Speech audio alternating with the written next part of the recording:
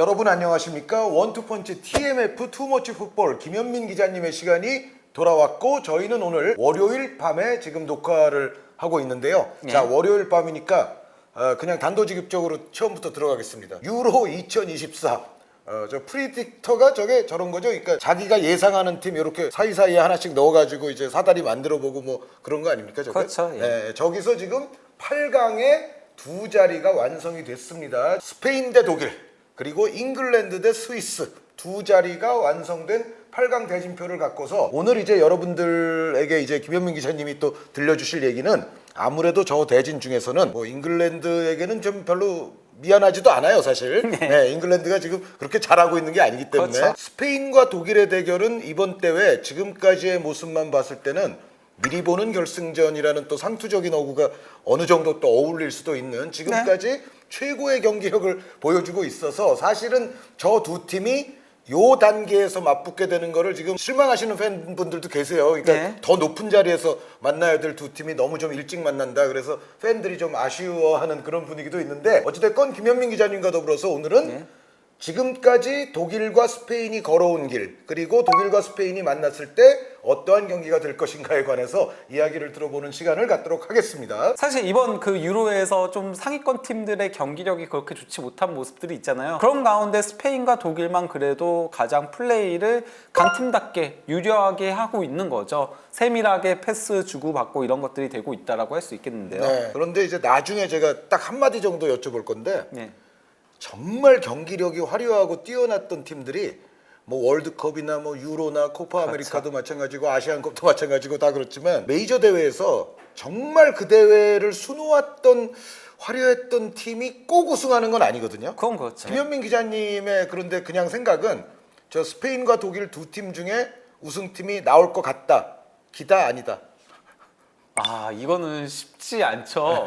왜냐면은 일단 이쪽에 너무 죽음의 조들이 몰려 있어요. 저희는 아직 못 봤습니다. 프랑스가 벨기에를 상대하고 또 포르투갈도 존재하고 있고요. 그렇죠. 네. 예, 반면에 이쪽 트리가 너무 쉬워요. 아니 그런데 그 오스트리아, 스위스는 잘하고 있는 팀들 아닙니까? 잘 하고 네. 있지만은 기본적으로는 그래도 왼쪽 트리보다는 조금 더 수월한 편에 속하기 때문에 이쪽에서 올라온 팀이 우승할 가능성도 배제할 수 없다. 어쨌든 미리 보는 결승전이라는 이야기를 많은 언론들 그리고 팬 여러분들께서도 하고 계시지만 사실상 스페인, 독일 두 팀 가운데 한 팀이 꼭 우승하리라는 법은 없다라고 김현민 기자님도 생각을 하시는군요. 네, 거기다가 토너먼트는 결국 수비가 굉장히 중요하게 되잖아요. 네.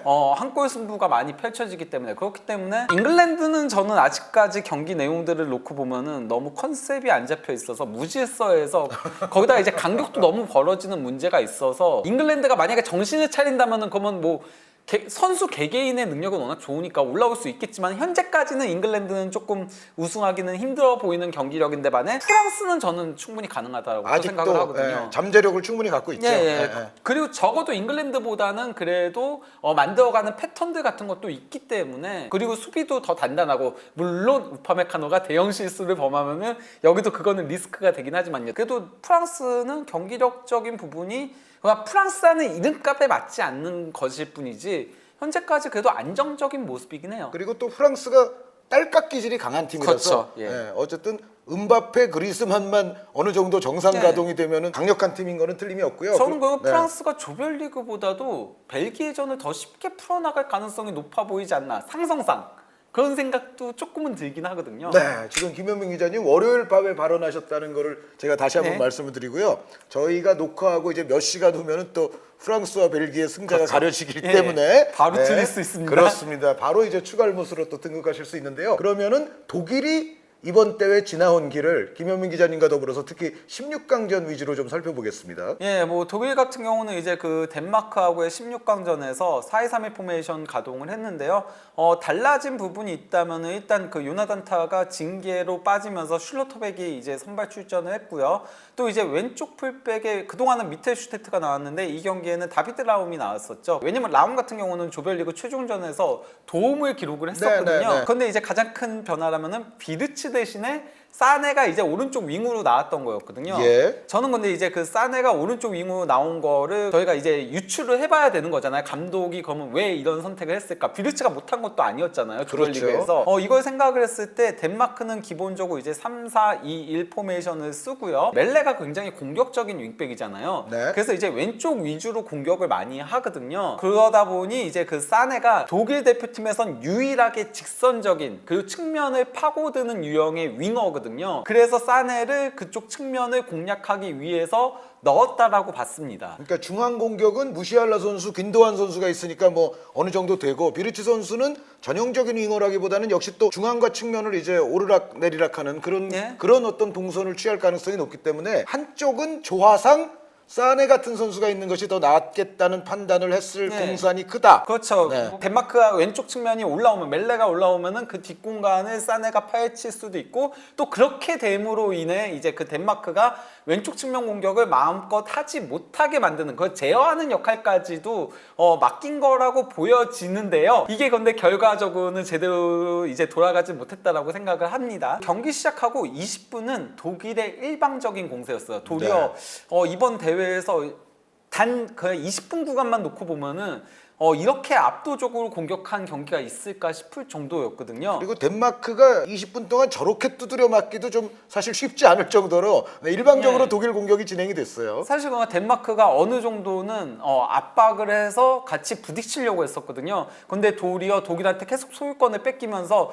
그러면서 독일이 공세를 펼쳤는데요. 그래서 이제 12분 만에 토니 크로스가 4번의 찬스 메이킹을 한 건데 이게 잉글랜드 선수가 이번 대회에서 특정 선수가 기록한 찬스 메이킹보다도 더 많은 거를 12분 만에 크로스가 기록을 했었습니다. 네. 대회 전체에서 그 어떠한 잉글랜드 선수가 기록했던 창조했던 그 찬스보다도 요 12분간 토니 크로스가 해냈던 게 더 많다. 그런데 이제 그 덴마크가 20분 이후부터 조금 흐름을 가져오기 시작을 했거든요. 여기에는 일단 덴마크가 공격 템포를 완전히 늦춰버렸어요. 네. 정말 느리게 플레이를 하더라고요. 그러면서 이제 독일이 템포를 가져가지 못하게 그러니까 본인들의 템포로 끌고 오기 위해 그렇게 한 부분도 있고 또 이제 호일룬이 상당히 많이 내려왔어요. 내려오면서 독일 대표팀 수비 라인을 끌어내리고 거기에 이제 에릭센이 상당히 많이 돌아 들어가더라고요. 그러면서 이제 에릭센한테 상당히 많은 패스들이 공급이 됐었거든요. 그러다 보니 이제 오른쪽 패스 맵을 보더라도 에릭센한테 이제 패스가 다 집중되는 걸 확인할 수 있고요. 거기다 이제 멜레도 상당히 오버래핑을 적극적으로 하면서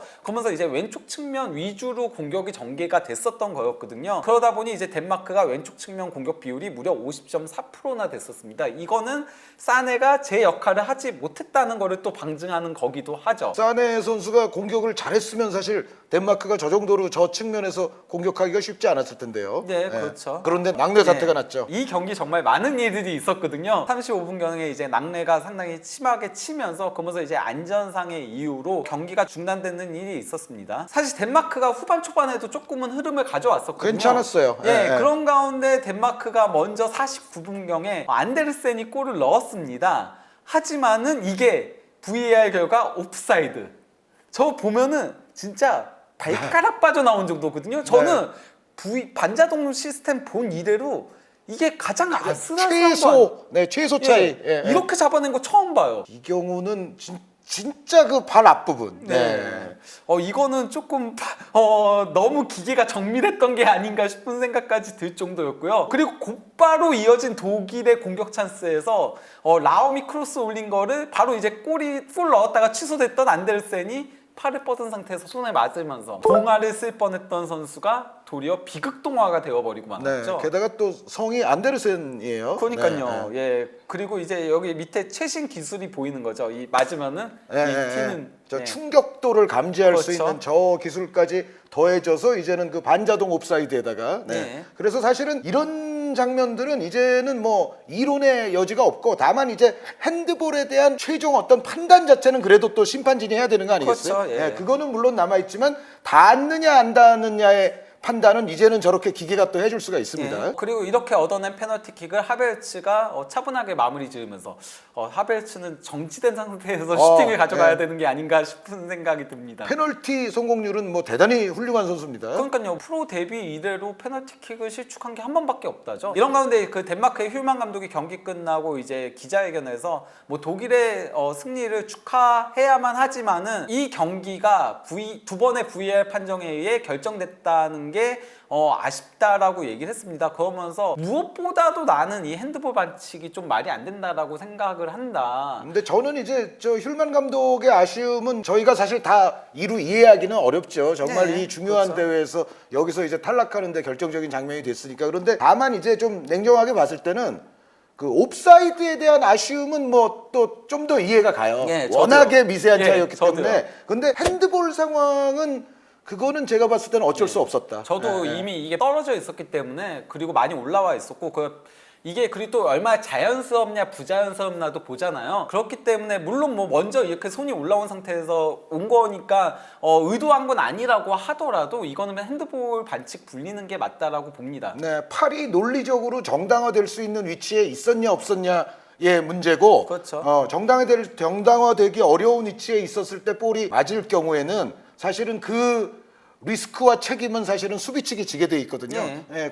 제가 봤을 때는 저 핸드볼 충분히 페널티로 갈 수 예. 있는 판정이라고 저는 생각을 합니다. 저도 정심이라고 생각을 네, 합니다, 네. 개인적으로. 이런 가운데 이제 독일이 두 번의 뭐 빅찬스가 있었는데 그걸 다 놓쳤었고, 하지만은 이제 그 68분경에 많은 패스를 주고받으면서 올라갔다가 이제 다시 내려왔다가 노이어가 패스를 내준 거를 슐러터백이 환상적인 네. 장거리 패스를 줬고, 이를 받은 무시알라가 드리블로 치고 가다가 구석으로 골을 넣으면서 독일이 승부의 세기를 박았죠. 네, 무시알라 선수 저 골 장면은 제가 순간적으로 느끼기에는 하베르츠 선수나 사네 선수에게 야, 결정력이란 이런 거야, 이런 거 한번 그러니까요. 보여준 듯한 장면이었어요. 바로 전 장면에 하베르츠가 정말 기가 막힌 터치로 맞아요. 예, 네, 발로 이렇게 끌면서 이렇게 그러면서 드리블, 그거 들어갔으면 이번 대회 최고의 골 중 하나였다라고 생각을 하거든요. 네, 그 순위권 안에는 들었을 예, 것 같네요. 터치가 네, 네. 거의 뭐 예전에 베르캄프 베르캄프 터치. 예, 그런 네, 선수가 떠오를 정도였는데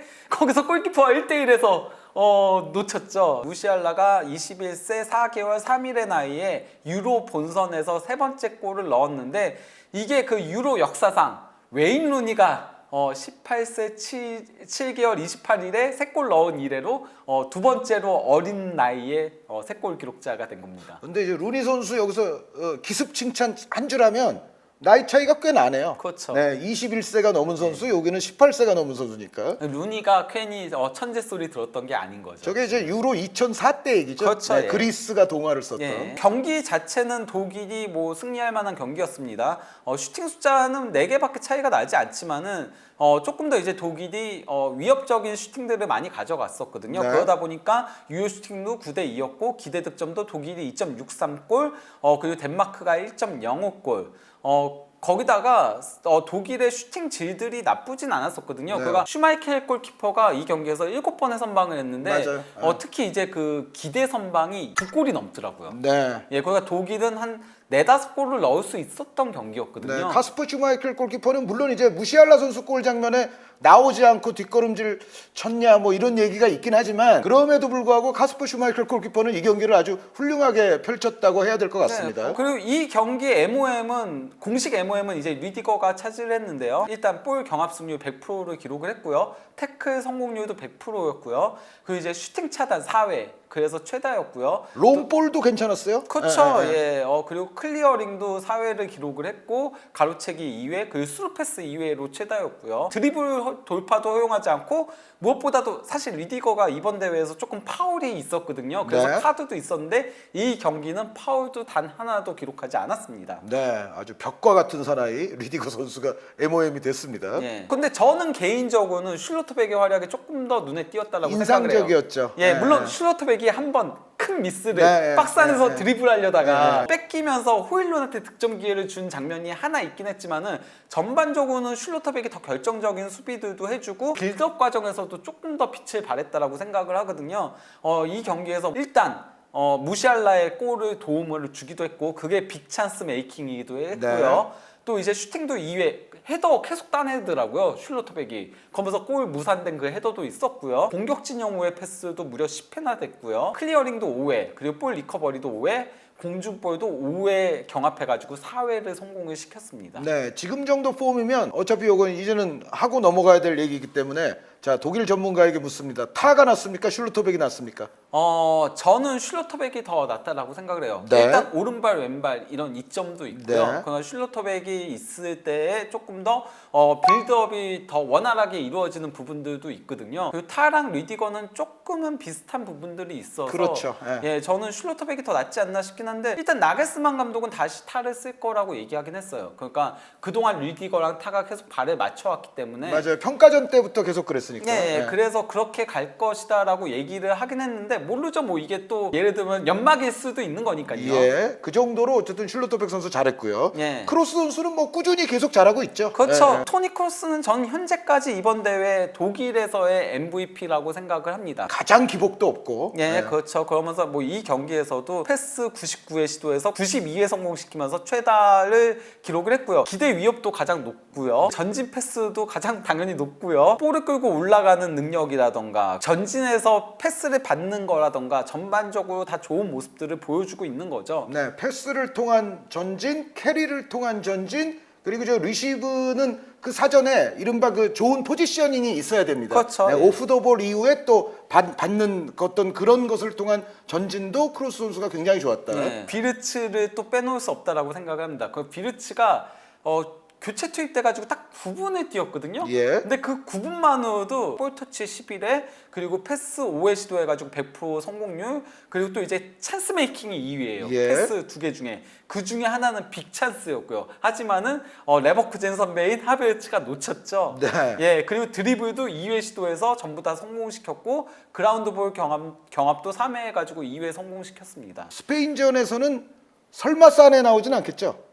비르츠가 선발로 나와야 될 것 같지 않으세요? 개인적으로는 그렇게 생각을 합니다. 예, 무엇보다도 이제 뭐 그 스페인 같은 경우 물론 뭐 지난 그 조지아전에서는 쿠쿠렐라가 상당히 많이 전진하긴 했었거든요. 하지만 기본적으로는 쿠쿠렐라보다는 카르바알이 더 많이 전진을 그렇죠. 해요. 예, 그렇기 때문에 오른쪽에 특별히 그 측면에 파헤치는 선수를 넣는 것보다는 비르츠를 넣어서 하프 스페이스를 공략하는 방식이 더 낫지 않나라고 개인적으로 생각을 합니다. 독일, 스페인은 점유율 싸움을 많이 할 가능성이 높거든요. 거기에도 이제 비르츠가 더 어울리는 선수고요. 요거는 또 하베르츠 선수 관련인데 네. 하베르츠 선수 저 모스트 터치가 박스 안에서 일어난 거 그러니까 상대편 페널티 에어리어에서 가장 많은 터치를 한 선수가 하베르츠니까 저거는 어떻게 보면 좋은 스탯인데 그렇죠. 네. 그런데 하베르츠의 또 문제점을 노출시키는 스탯이기도 하죠. 그렇죠. 네. 잘하는데 못한다. 경기에 끼치는 영향력은 정말 많아요. 덴마크전에서도 공격에서의 영향력은 하베르츠가 가장 높았거든요. 측면으로 빠져나가는 움직임도 굉장히 좋았고 오프사이드 트랩을 깨는 것도 굉장히 좋았고 슈팅도 상당히 많이 가져가면서 빅찬스가 3위였어요. 네. 문제는 그 빅찬스를 다 놓쳐서 그렇죠. 뭐 유로 2024에서 슛도 제일 많이 했고 네. 온타겟 슛도 제일 많이 했고 그렇죠. 그 그리고- 기대 득점 값도 페널티 제외하고 가장 높은 선수가 하베르츠 선수네요. 네, 그리고 네. 페널티까지 해도 기대 득점도 가장 높고요. 그러니까 뭐 이렇게 계산하나 저렇게 계산하나 기대 득점은 무조건 하베르츠다. 네. 하지만은 페널티킥 2골 제외하면은 필드골이 없습니다. 네. 이게 하베르츠의 아쉬운 부분인 거죠. 좋은 통계가 분명히 하베르츠 선수의 값어치를 네. 말해주긴 하는데 결과물을 보면 또 문제가 있는. 예. 예. 그러니까 밑에 저런 문구가 있는 거예요. 만약 그가 진짜 스트라이커였다라고 상상해봐라. 네, 그러면은 아마 지금쯤 뭐 우리가 소위 말하는 그 득점왕들 골수 같은 뭐 예를 들어 6골 이상 7, 8골 막 그런 게 나왔을 수도 있어요. 자, 이제는 독일에 대한 분석에 이어서 스페인에 대한 분석을 보고서 또 김현민 기자님이 이제 독일과 스페인을 또 비교를 해주시는 그런 시간으로 넘어갈 텐데 자, 스페인이 조지아에게 일단 일격을 먼저 맞기는 했지만 그럼에도 불구하고 스페인은 여전히 잘했죠. 네, 16강전에 이보다 더 좋을 수 없는 그런 모습을 보여줬다라고 해도 무방한데요. 일단 뭐 스페인은 조별리그 3차전에서 풀 로테이션을 돌렸잖아요. 그렇죠. 말 그대로. 네. 그런 가운데 16강전에는 다시 이제 주전조가 그대로 나왔거든요. 스페인은 이번 대회 일단 뭐 이 경기 자책골로 실점하기 이전까지 무실점에 전승에 완벽에 가까운 모습을 보여주고 있었던 팀이었는데요. 경기 시작하고 18분 만에 약간은 불의의 실점을 허용하고 네. 말았었죠. 이번 대회 득점 공동 1위인 미카오 타제가 이제 측면에서 카르바를 제치고서 드리블을 쭉 치고 중앙까지 가다가 반대편으로 넘겨준 거를 오버래핑에 올라온 카카바제가 받아서 크로스 올린 게 르노르망 맞고 이제 그대로 자책골로 연결이 됐던 거였죠. 네. 흡입차 크바라츠켈리아 선수에게 볼이 전달되지 않았고 그 전에 르노르망 선수의 복부 쪽을 맞고 들어갔죠. 네. 이거는 약간 좀 르노르망 선수가 조금은 집중력이 떨어졌던 상황이 아닌가 싶긴 했어요. 그 정도로 조금 아쉬운 자책골이었다라고 할 수 있겠는데요. 그러다 보니 이제 스페인이 이번 대회에 실점이 없었는데 네, 유일한 실점을 네. 자기 팀 선수에게 당했다. 이런 가운데 이제 이후에 스페인이 더 이제 공격의 기여를 올리면서 전반전에만 무려 422회의 패스를 기록을 했습니다. 네. 반면에 이제 그 조지아는 111개, 그러면은 패스만 4배인 거죠. 네. 이거 평균 이치한 패스 네트워크거든요.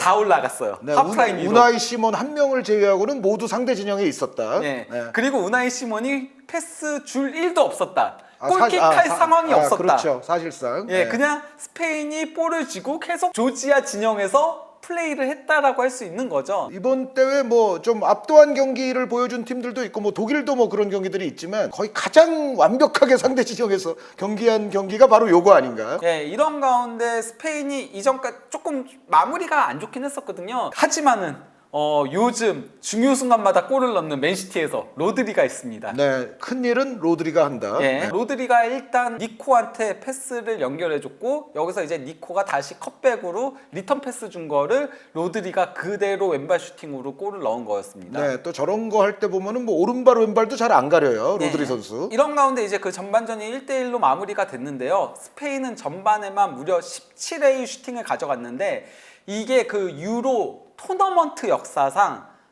전반전 최다 수치예요. 특히 이제 토너먼트 단계에 돌입했다는 거는 예전에는 또 유로가 8강에서부터 하고 그랬잖아요. 그랬죠. 그러니까 사실은 아주 약팀이 여기는 좀 있기가 어렵단 말이에요. 그런 상황에서 전반전에만 17개 슈팅이 역대 최다 기록이다. 예, 거기다가 양 팀의 슈팅 마진, 그러니까 뭐 스페인 12개 그리고 조지아가 2개였거든요. 그러면 15개의 차이인 건데 이거 역시 이거는 이제 유로 토너먼트를 넘어서 유로 본선 전체를 합치더라도 2004년 네덜란드가 이제 라트비아 상대로 15개의 마진을 기록한 것과 함께 공동 1위에 해당합니다. 네, 퍼스트 F 전반전에서. 예. 네. 거기에 더해 뭐 상대 박스 안에서의 볼터치 스페인 28회, 조지아 2회. 그리고 또 이제 유효 슈팅 6대 0. 그리고 또 이제 뭐 점유율 79대 21. 한때는 9대 1 나왔었죠. 네.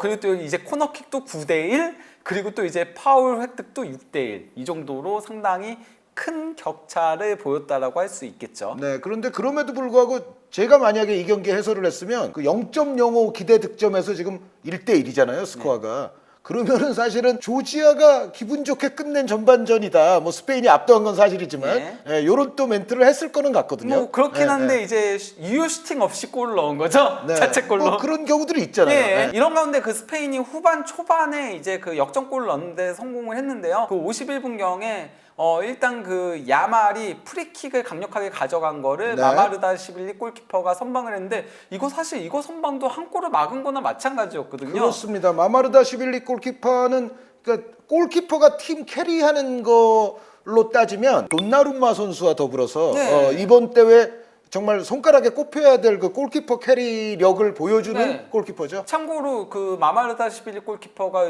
그 이번 대회 선방이 30회인데 이게 유로 역사상 아킨페프가 32회 기록한 거에 네. 이어서 두 번째로 많은 수치예요. 근데 이제 마마르다 시빌리 선수가 이제 탈락을 해서 더 이상 늘어나지는 않게 됐습니다만. 그렇죠. 아무튼 뭐 그 야말의 프리킥을 마마르다시빌리 골키퍼가 선방한 거를 이제 그 모라타가 받아서 뒤로 패스를 줬고 로드리가 이제 중앙으로 패스 연결해 준 거를 페드리가 이제 측면으로 내줬고 여기서 이제 야말이 정교한 크로스를 올린 거를 파포스트에서 쇄도에 들어오던 파비안 루이스가 헤더로 골을 넣었습니다. 네, 야말 선수의 우수성을 볼 수 있었던 장면이었고 또 파비안 선수는 이번 대회 뭘 해도 또 되는 선수. 네. 네, 그런 느낌을 또 줬어요. 아니 뭐 저는 그 파비안 루이스 선수가 이번 대회 그 현재까지 미드필더 중에서 베스트 11에 충분히 뽑힐 선수라고 생각을 네, 합니다. 네. 근데 이제 그 야말 같은 경우는 이번 도움에 힘입어서 유로에서 오. 10대 선수는 단위 대회에서 2개의 도움을 기록한 두 번째 선수가 된 겁니다. 네, 첫 번째 선수가 누구예요? 호날두요. 아. 이것도 2004년 유로예요. 얘가 유로 2004가 유난히 연건들이 많이 등장했었거든요. 또 포르투갈이 그때 또 아주 우승 후보 그렇죠. 강팀이었죠. 예. 네. 그리고 이제 그 75분경에 스페인에서 추가골이 나왔는데요. 여기서도 이제 파비안이 환상적인 패스를 연결해 준 거를 니코가 받아서 니코가 드리블로 쭉 치고 들어가서는 강력한 오른발 슈팅으로 골을 넣었습니다. 네, 니코 선수가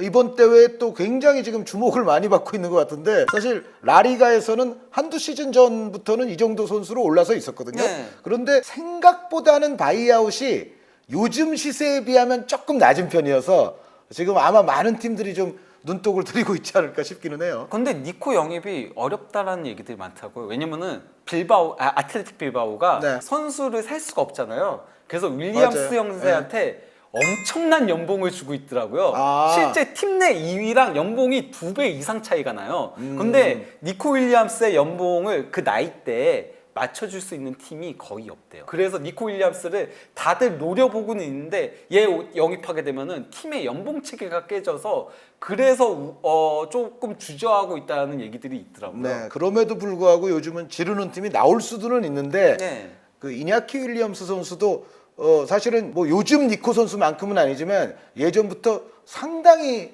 잘한 기간이 꽤 길었던 선수인데 그렇죠. 명예 메뉴 선수기도 네. 했죠. 메뉴 양 네. 하도 떠가지고. 다른 데서 데려가지 못한 이유가 어떻게 보면 이냐키 선수도 거기에 있다. 니코 윌리엄스가 이번 경기에서 골과 도움을 동시에 기록했는데 이 선수가 이제 21세 354일의 나이인 거거든요. 예. 유로 역사상 6명의 어린 선수 중에 한 명이라고 하더라고요. 한 경기- 골도 터뜨리고 도움도 터뜨린 것을 한 게임 안에서 했던 선수. 네. 그런데 그 중에 3명이 스페인입니다. 네, 그러니까 스페인이 예전부터 이제 어린 선수들이 발굴이 잘 됐다. 네. 뭐 한때 뭐 스페인이 부족함될 시절도 있었는데 그때도 굉장히 좋은 선수층이 그냥 스페인에서 엄청나게 네. 쏟아져 나왔잖아요. 다만 어린 선수들을 잘 발굴하는데 너무 혹사시켜서 부상으로 이끄는 경우도 있긴 하죠. 네, 그게 이제 뭐 대표적으로 페드리 선수고요. 그렇죠. 네. 그 안수 파티도 있고 가비도 네. 있고 그렇죠. 83분경에 오야르사발의 패스를 받은 올모가 이거 상당히 영리하게 네. 수비가 밀집 지역이었는데 그 빈 공간 후 잘 찌르는 슈팅으로 골을 넣은 거였죠. 네, 근데 올모 선수 그 정도 감각과 센스가 되는 선수 아닙니까? 그렇죠. 네, 사실 네. 올모의 최대 강점이 그런 센스인 거죠. 그렇죠. 경기 결과는 스페인의 4대1 대승으로 끝났는데요. 뭐 슈팅 숫자 35대 4, 유효 슈팅 13대 0. 그러니까 결국 조지아는 유효 슈팅 없이 한 골 넣은 걸로 끝난 거고요. 네. 점유율도 75대 25, 기대 득점도 3.06골 대 0.24골. 네, 한 골 실점이 있지만 이 정도면 여러 가지 아까 뭐 기록도 많이 세웠습니다만 스페인이 어느 정도 완벽하게 누르고 올라갔다고 해도 과언은 아니겠죠? 네, 뭐 이번 대회 가장 일방적이었던 경기죠. 뭐 이 경기에서 특히 그 35회 슈팅을 가져간 거는 그 스페인이 단일 메이저 토너먼트에서 그 월드컵과 유로 다 합쳐서 한 경기 최다에 해당합니다. 이게 네. 그가 1980년부터 옵타가 해당 기록을 집계한 거거든요. 그러다 보니까 한 경기 최다 슈팅을 기록을 한 거라고 할 수 있고요. 요게 또 의미가 있는 게 뭐냐면 스페인의 무적함대 시절 유로 2008 2010 월드컵 그리고 유로 그렇죠. 2012 이 시절이 있었는데 그 당시에 선배들의 팀도 이렇게까지 많은 슈팅을 터뜨리지 못했다는 거예요. 네. 그러니까 그리고- 그 당시 선배들의 팀은 점유율 자체로만 보면 뭐 요즘 팀 이상으로 그렇죠. 했던 선배들인데 불구하고 이 정도 슈팅 수를 장렬시키진 못했거든요. 그러니까 네.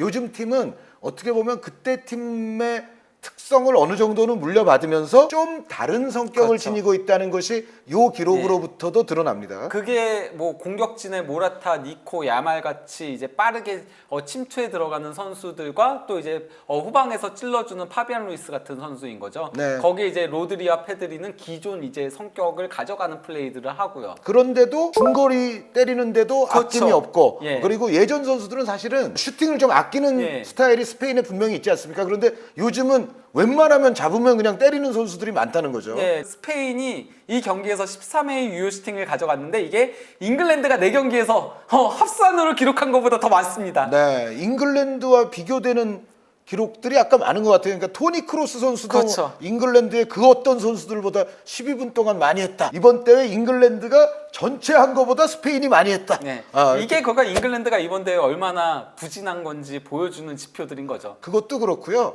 요런 비교할 때 잉글랜드를 끌고 들어가면 또 재밌어요. 예. 예전부터 이런 잉글랜드가 요 비교를 많이 당합니다. 뭐 이건 이제 공격 위협도 그래프인데 조지아의 공격 위협도가 없죠. 네, 없습니다. 근데 이제 그 이 경기 수훈 선수 중에 한 명은 당연히 니코 윌리엄스인 건데요. 뭐 이 선수 같은 경우는 이 경기에서 니코 윌리엄스는 골과 도움을 기록한 거는 물론 패스 성공률도 100% 기록. 100%.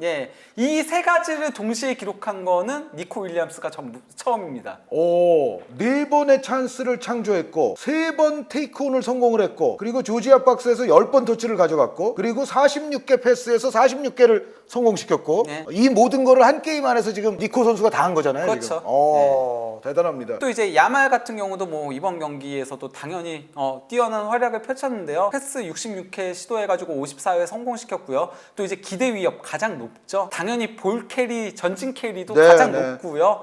그 외에 다양한 지표들에서 다 최상위권을 기록을 했습니다. 아까 보여주신 그 토니 크로스 선수와는 아무래도 이제 뛰는 위치 역할 같은 게 다르기 때문에 프로그레션에 있어서만큼은 뭐 아까 크로스 선수 기록보다도 좋네요. 그렇죠. 이제 야말 같은 경우는 이번 대회에서 10개 이상의 찬스 메이킹과 10개 이상의 드리블 돌파를 동시에 기록한 유일한 선수로 등극을 했거든요. 유일한 단점이 본인의 골을 터트리는 게 아직 좀 안 되고 있다. 그거 하나밖에 없지 않습니까? 그것도 그런데 사실 뭐 마마르다시빌리 골키퍼의 선방 같은 것들이 있었거든요. 근데 좀 빗나가는 슈팅도 있긴 있었어요. 그러니까 아마 스페인 선배들은 웬만하면 지금 야말 선수가 골을 넣는 순간 또 엄청난 그 메이저 대회 신기록이 세워지는 거기 때문에 특히 이제 여유 있게 좀 앞서고 이럴 때는 야말 선수 골 넣기를 스페인 선수들이 바랄 것 같은데 야말 선수가 막상 그럴 때는 골을 못 넣더라고요. 다른 플레이는 다 뛰어난데. 여기에 더해 그 야말은 빅찬스 메이킹도 4회로 최다고요.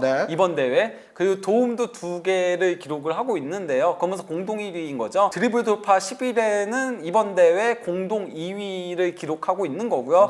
또 이제 그 찬스 메이킹도 11회로 이번 대회 공동 3위의 이름을 올리고 있습니다. 네, 그럼 저런 걸 보면은 이제 드리블 돌파 같은 거는 도쿠나 무시알라랑 비슷한 거고 찬스 메이킹은 크로스나 뭐 에릭센, 더브라이너 이런 선수들하고 지금 그리고 페드리 선배랑 또 비슷한 거잖아요. 그러면은 야말 선수의 결론은 엄청나게 다재다능하다는 거죠. 그리고 또 이제 데라프렌테 감독 같은 경우도 스페인 감독으로는 최초로 이제 메이저 대회에서 첫 4경기를 전부 다 승리한 최초의 감독이 됐습니다. 그러니까 예전에 영광을 가져온 루이스 아라고네스 감독, 비센테 델 보스케 감독도 있지만 그냥 대회 시작부터 4연승하는 경우는 없었다는 거죠. 사실 데라프렌테 감독이 경험이 많은 감독은 아니었잖아요. 그래서 그게 조금은 메이저 대회에서는 발목을 잡지 않을까라는 우려가 있었으나 지금까지 모습은 도리어 그 21세 이하 대표팀부터 함께했던 선수들과 굉장히 좋은 시너지를 보여주고 있습니다. 자, 그래서 결국은 이제 스페인과 독일 지금까지 가장 상대 팀을 압도하면서 공포에 떨게 했던 그 두 팀이 8강 길목에서 만났습니다. 근데 이제 뭐 양 팀의 맞대결 전적을 놓고 보면은 9승 9무 8패 거의 뭐 차이가 나지 않죠. 독일이 그러니까 1승만 더 거뒀을 뿐인데 특히 이제 2000년대 들어서만큼은 스페인이 4승 3무 2패로 우위를 점하고 있습니다. 그렇습니다. 독일이 마지막에 승리를 거뒀던 것이 2014년이네요. 꽤 됐네요. 특히 이제 그 최근 4번 연속 이제 패배가 없는데요, 스페인이. 다만 이제 스페인 같은 경우는 메이저 대회에서 항상 개최국 만나면 졌다고 하더라고요.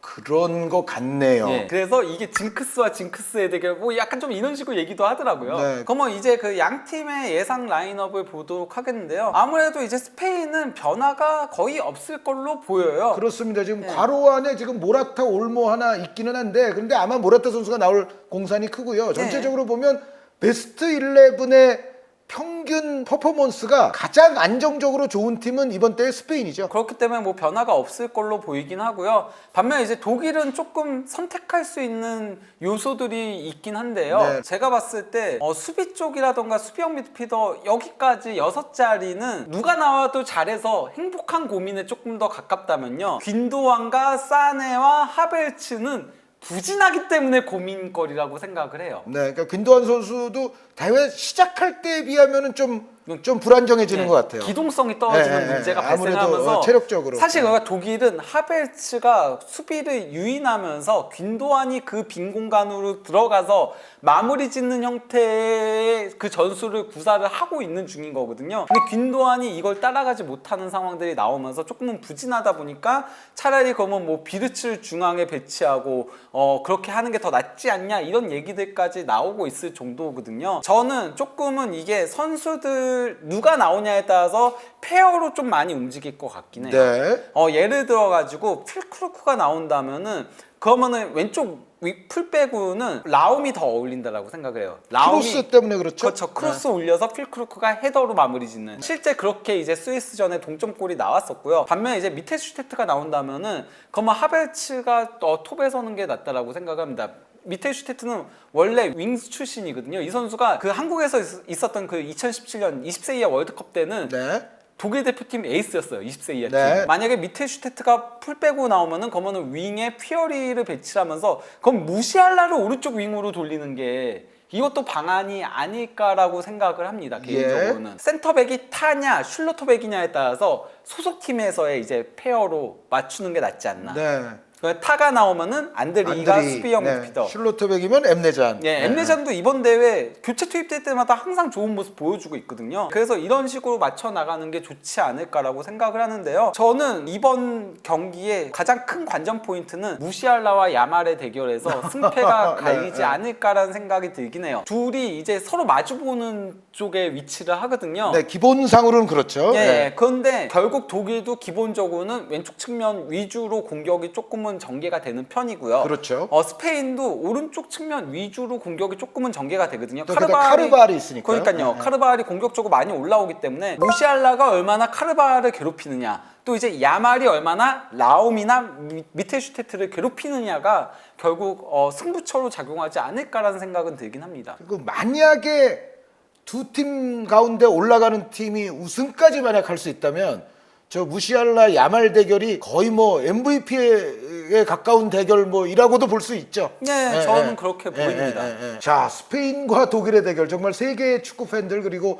대한민국의 또 많은 해외 축구 팬들의 밤잠을 설치게 할 만큼 지금 가장 좋은 폼을 보여주고 있는 두 팀의 맞대결 토요일 새벽 1시죠? 네. 네, 토요일 새벽 1시에 펼쳐질 텐데 스페인과 독일 이 두 강팀의 프리뷰와 리뷰를 해주시느라고 너무 수고해 주셔서 감사하다는 말씀을 드리겠고요. 네, 저희는 또 원투펀치 TMF 김현민 기자님의 다른 코너로 찾아뵙도록 하겠습니다. 여러분 대단히 감사합니다.